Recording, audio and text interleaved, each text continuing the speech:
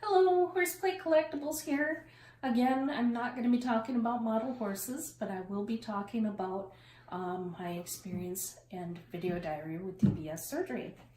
So I have spoken with the surgeon this Thursday, and I am really excited. In fact, I have my package for pre-surgery has come in the mail, and I am really stoked.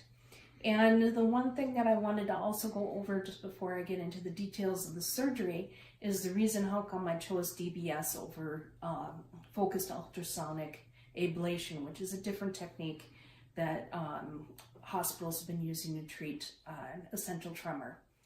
And the reason how come I chose DBS over the other is they both have their pros and cons, but the focused ultrasound only targets one quadrant.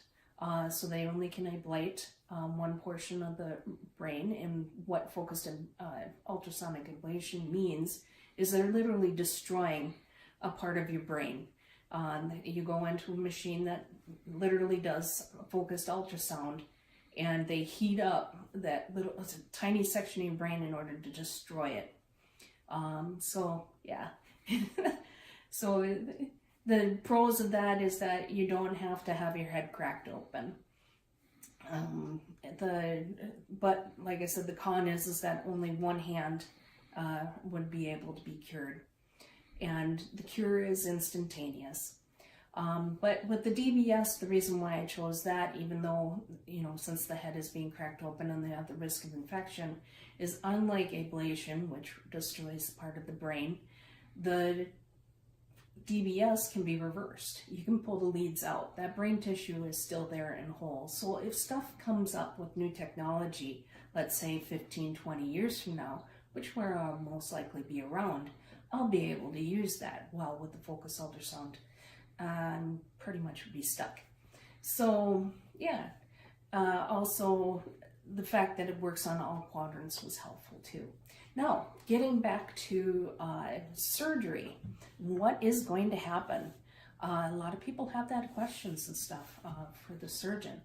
And what we'll start out with is I will go in for an MRI 1 week before surgery. And that MRI will help the doctor map his way to the best part of the brain, which is the VIN, I found out, portion of the brain that addresses motor function. And so he'll map out the safest, best way and the best targeted area. And then 1 week later, I will come waltzing in for my surgery, all freshly shaven, and I get put into a halo inside of a CAT scan machine, because there will be CAT scanning as they operate. And then I will be awake, and I'll be awake for 5 hours during the surgery. It takes that long. And what he will do is then drill 2 holes for the 2 hemispheres in the top of my head. They're about dime sized. And then once the holes are cleared, then he will insert the leads. And then while the leads are inserted, he will test me while I'm awake. I will be off my meds for some time, so I'm really going to be tremoring. And once he's trying to find that sweet spot to where I will have no tremor at all, which will be fantastic. I will actually have a little taste of what will be coming into the future. And after he finds that, he will plug the holes and then seal them up. So he'll put literal plugs in there and then put sealant. And then he will wrap the leads up and tuck them underneath my scalp and then staple it shut. And then after that, I will stay overnight at the hospital for observation. Like I said, there's the risk for infections, or the infections are pretty much later, but the risk of aneurysm, which is really low, extremely low, but the risk is still there.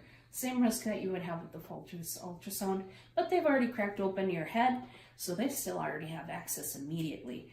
While with the focus, it'd take a little prep time. So I kind of like that option too. So the second surgery is a week after and the first surgery. And what that will do is they open up the scalp and then they tunnel, like a plastic surgeon, the leads all the way down through the neck into the chest area for the clavicle, in which they will insert a battery pack close to something like a pacemaker size, you know, but it doesn't work like a pacemaker. But it'll be identical to a pacemaker in look and width and stuff. Mine is rechargeable, so it'll last 15 years. So that is helpful, especially for how long I hope to live. And once they put that in, he will staple it all shut.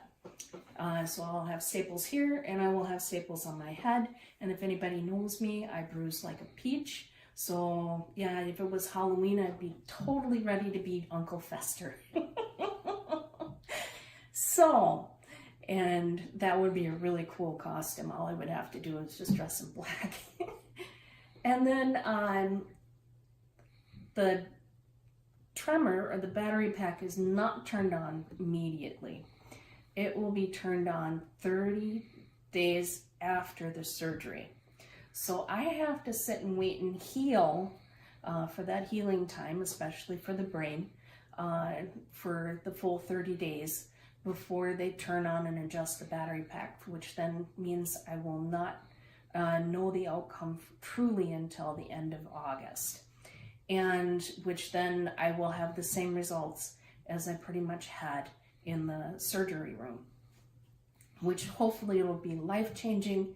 And that's how long it'll let you guys know for the video diary will be. And I will be updating as I go along. So the next video will be near the end of July about the whole surgery process and, you know, and how things went through. And you've had the introduction to the surgery, so then you'll know what's going on as basically the pictures, a slideshow of everything that's gone on there is happening, and then for the recovery. So again, thank you very much for listening and watching, and everybody have fun horsing around, because I know I do. And I will see you guys later. Thank you very much. Bye-bye.